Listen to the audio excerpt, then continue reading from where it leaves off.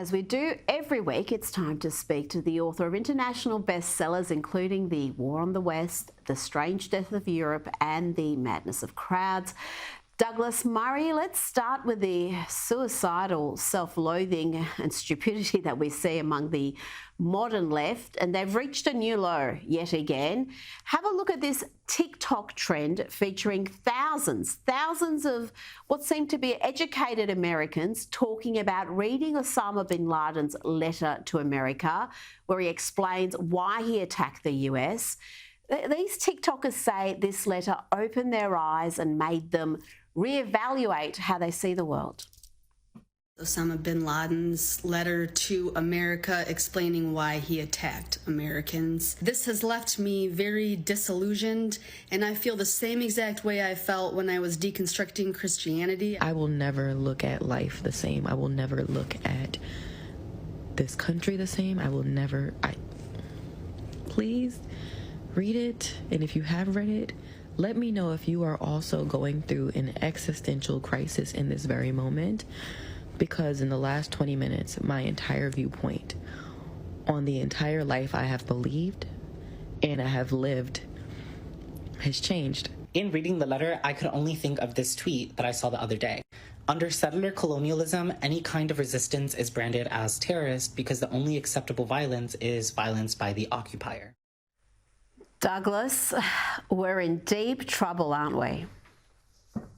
I think we are. The parents of these kids or young people have completely failed. They've completely failed to educate their children in any way whatsoever.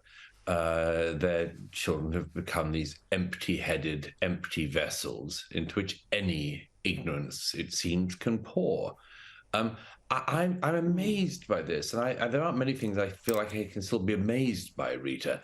But I'm amazed by this, not least because Osama bin Laden's letter to America, his pre-9/11 rantings, you would have thought might have been slightly cast into a negative light by 9/11, for instance, and treated at least with the sort of amount of skepticism that you might apply to, say, a school shooter's manifesto. Not that any school shooter, appalling as they are, has ever come close to what Osama bin Laden managed to do in his benighted career. But secondly, the thing that's amazing about it is, of course, is that these kids seem to be kids, actually some of them adults, seem to be have their whole lives sort of turned upside down by something which I suspect most of which they had absolutely no understanding of. One of Osama bin Laden's chief criticisms of America before 9/11 was its involvement in East Timor. I would love to see if any of these young people in question know even what I'm talking about when I say the words East Timor. I once did a discussion about Osama bin Laden on the BBC with a left-wing editor, and I said East Timor in regards to Osama bin Laden, and in the break, I saw her Googling East Timor on her phone. And the staggering idiocy of these people is just legion. But yes, there's always another circle to the inferno, isn't there? Now, you've been in Gaza. Indeed, you went through the same part of the fence that the Hamas terrorists broke through on that morning on October 7. Tell me what you saw in Gaza, the scale of the suffering there, and what you think is going to come next. Yes, you're right.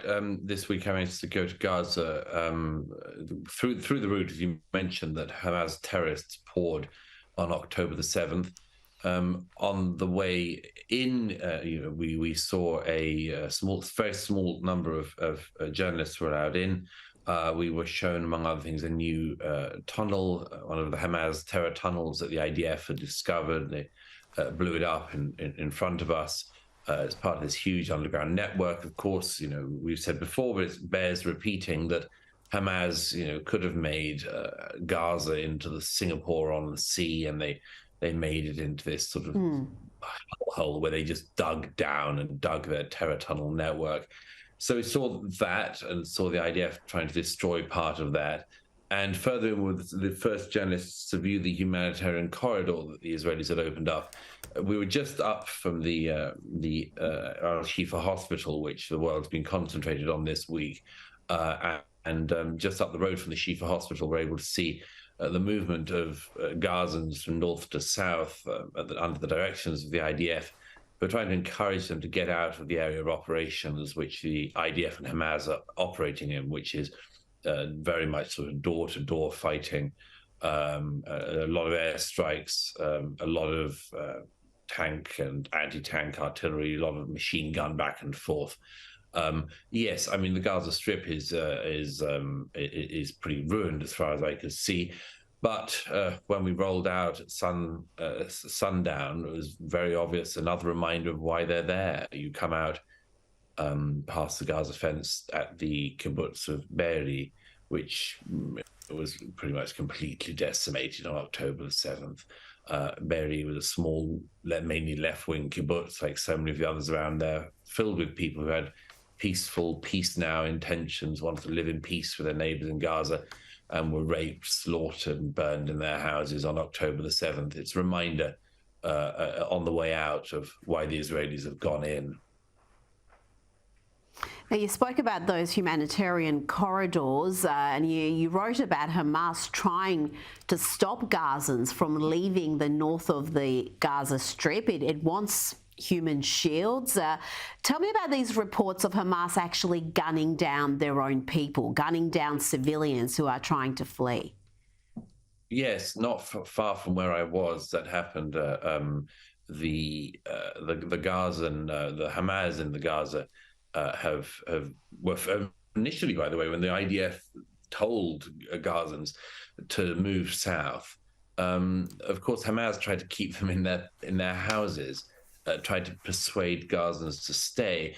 And whereas the IDF were dropping leaflets and text messaging the people of Gaza to tell them to move south, Hamas used the more Hamas-like approach of just massacring people as they moved. Of course, in their international wisdom, the international press, to a great extent, said that this was the Israelis who had gunned down the civilians. The Israelis have no need to or wish to gun down civilians going from north to south. They wish only to capture, first of all, Hamas leaders, and secondly, to try to find some of the 240 Israeli civilians, completely innocent civilians who were torn from their houses and families on October 7th and are currently believed to be in Gaza as hostages. So that's the only reason the Israelis have to be searching people as they go south. Hamas used its own normal tactics, and once again it showed its great love of the Palestinian people by shooting them as they fled. All of this is a reminder that the international community, which forever calls for Israel to have a ceasefire, seems to be completely silent on the question of Hamas and Hamas's ceasefire, not least a ceasefire against the citizens of Gaza. Now to the UK, and we saw the sacking of Home Secretary Suella Braverman, and then a scathing response from her detailing Rishi Sunak's many failures. She wrote about the PM adopting wishful thinking to avoid having to make hard choices. Douglas, what is the current state of the Tories, and will we see a challenge to Sunak's leadership before the election? The Conservative Party can always amaze you by being in a greater mess on closer inspection than you even think when you first look. The Tory party in particular, when they come close to catastrophic electoral defeats, tends towards this sort of infighting. I actually thought Braverman's letter was pretty surprising by its savagery against the Prime Minister. There were 2 points that stood out to me in the 3-page letter. The first was the Home Secretary saying, reminding the Prime Minister that he has no mandate from the actual party in the country. He was rejected by Conservative voters when he stood in favour of Liz Truss. But whatever you think of Liz Truss, Nevertheless, the party faithful voted for her. They did not vote for Rishi Sunak, who was imposed upon them. The second thing, a much more devastating thing to my mind, is the fact that Suella Braverman says in her letter toward the end that Rishi Sunak simply allowed the hate marches, the anti-Semitic hate marches and open racism of the Hamasniks and their friends in London and other cities across the UK in recent weeks. It's a damning claim to make about a sitting prime minister, and one that I think will have huge repercussions. Actually, the whole letter makes Rishi Sunak look exceptionally weak, as indeed he has been, in failing to direct the police to, for instance, arrest the supporters of Hamas where they are in the streets, and instead, as we've seen in many videos, take an incredibly tough line on anyone who has the temerity to, for instance, fly the Union flag.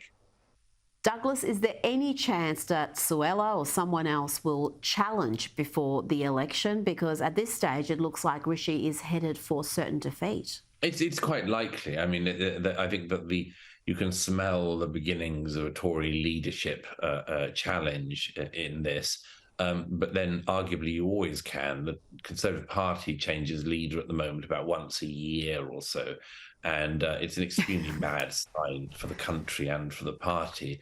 The awful thing about British politics in a phase like this is that people squabble in the party for prominence, preeminence, and of course have that great thing which they all think they could at some point get, which is the top job. And all the time waiting in the wings is a Labour Party, a Labour opposition, which on every single issue is much, much worse than them, to my mind at least, but which they seamlessly help into office with every bit of infighting they indulge in. Douglas Murray, thank you so much for your time this evening. It's a great pleasure. Thank you.